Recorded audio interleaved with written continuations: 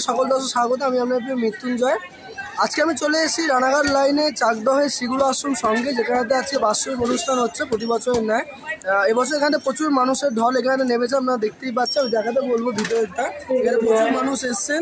এখানে জলসব থেকে আরম্ভ করে প্রসাদ সব রকমের ব্যবস্থা আছে। টানা 3 দিন ধরে এই প্রোগ্রাম চলবে। গতকালকে চলেছে এবং আজকে চলছে এবং আগামীকালকেও চলবে অনুষ্ঠান। আসুন, এখানে যা যা প্রোগ্রাম হচ্ছে সেগুলো আপনাকে দেখতে দেখতে আমরা আবার একটা বছর এগিয়ে দেখি। আমার আরাধ্য দেবতা এবং উপস্থিত সকল মায়েদের আমার আন্তরিক সচেত প্রণাম এবং সকল শিষ্য ভক্তবৃন্দ সবাইকে আমার সশ্রদ্ধ প্রণাম।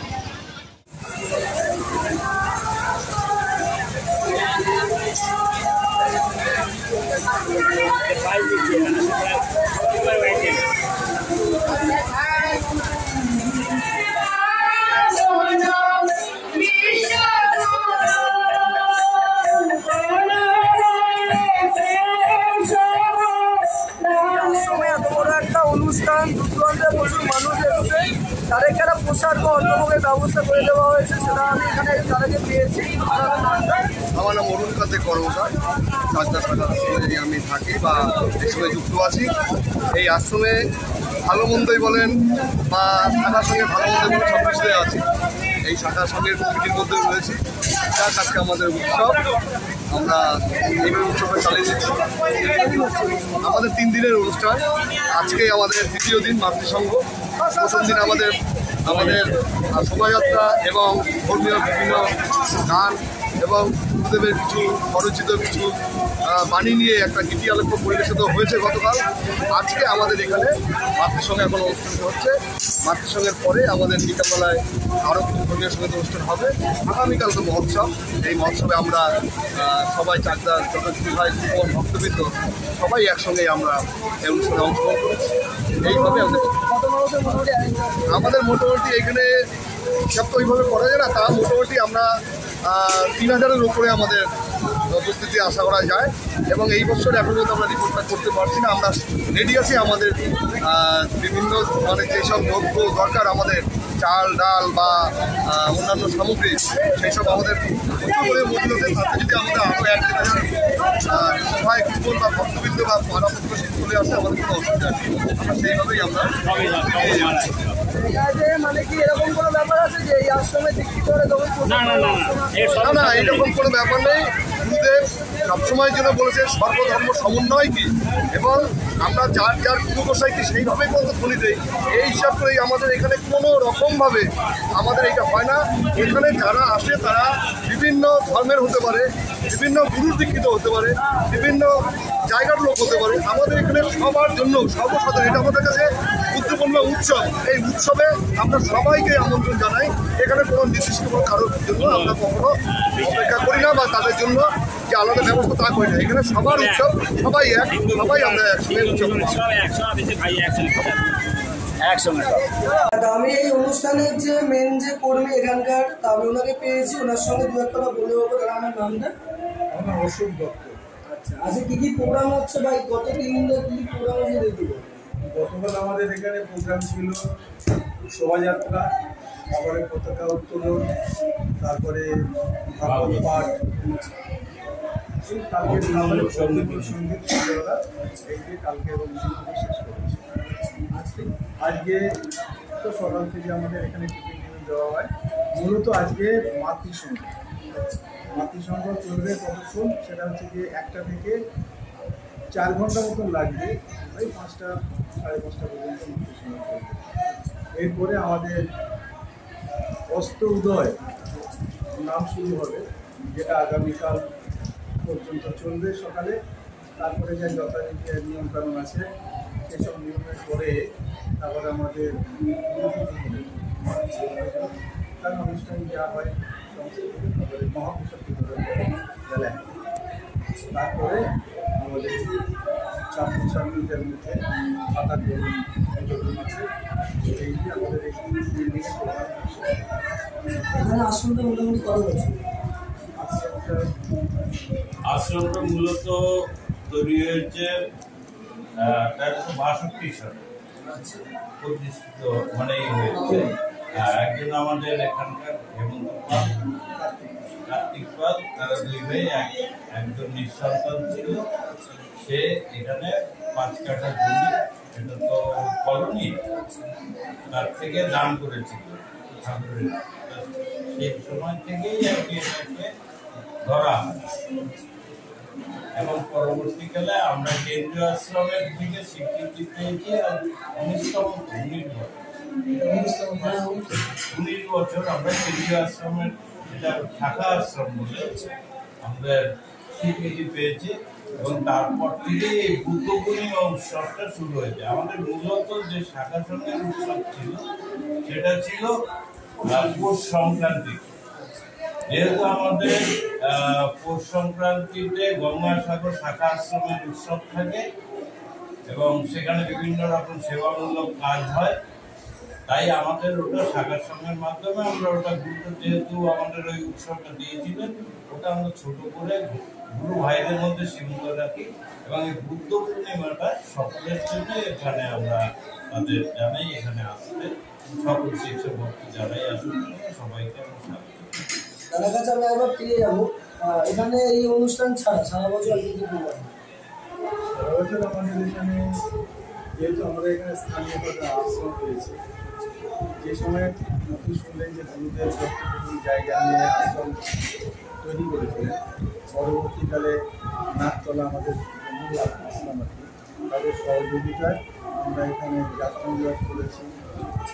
এখানে জায়গা কিনতে হয়েছে, কেনার পরে যাত্রানিবাস তৈরি হয়েছে। তারপরেই আমরা কিন্তু বুদ্ধ পূর্ণিমা যে অনুষ্ঠান আমাদের হচ্ছে সেটা আমরা এখানে দেখতে পাচ্ছি। তারপরে এর আগে আমরা যে উৎসব শুনলেন যে আমাদের যে বলি বলবো না যে আমাদের কোনো ভাই, এবং আমি আপনাকে এইটুকুনি বলি, আমি আজকে প্রধান আছি ঠিকই, কিন্তু এর আগে উনি কিন্তু 2 বারের প্রধান। আচ্ছা, অতএব সেই ক্ষেত্রে আমার থেকে ব্যক্তিগতভাবে আমি বলি, আমার থেকে ওনার অভিজ্ঞতা কিন্তু সব কিছুই অনেক, কারণ এই বিভিন্ন শাখা সঙ্গের যান, বিভিন্ন কাজে ওনাকে ডাকা হয়, তিনি যান সেখানে, ফলে অভিজ্ঞতার দিক থেকে আমার থেকে কিন্তু অনেকটাই বেশি লাগে। তবুও আমি এখানে যেহেতু আছি, অনেকদিন এখানে আশ্রমের সাথে যুক্ত আছি, তাই আমি কম বেশি জানি। তো এখানে আপনাদের খুব সৌভাগ্য আমাদের যে আমরা এখানে আশ্রম পেয়েছি, একটা যাত্রী নিবাস পেয়েছি।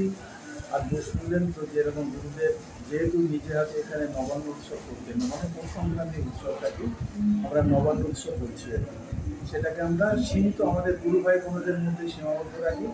আর তাছাড়া আমাদের এখানে যেহেতু আশ্রম আছে, আমরা দুর্গা পুজোর পরে বিজয় সম্মেলন করি, তারপরে শীতকালে কম্বল বিতরণ করা হয়, সেবামূলক কাজ, এইভাবে আমরা অনুষ্ঠানের মধ্যে দেখাচ্ছি আপনাকে কি কি এখানে প্রোগ্রাম হচ্ছে। আমি তার মধ্যে পেয়ে গেছি চাকদহ পুরসভার প্রাক্তন চেয়ারম্যান হচ্ছে দীপক চক্রবর্তী এবং 21 নম্বর ওয়ার্ডের কাউন্সিলর, ওনাকে।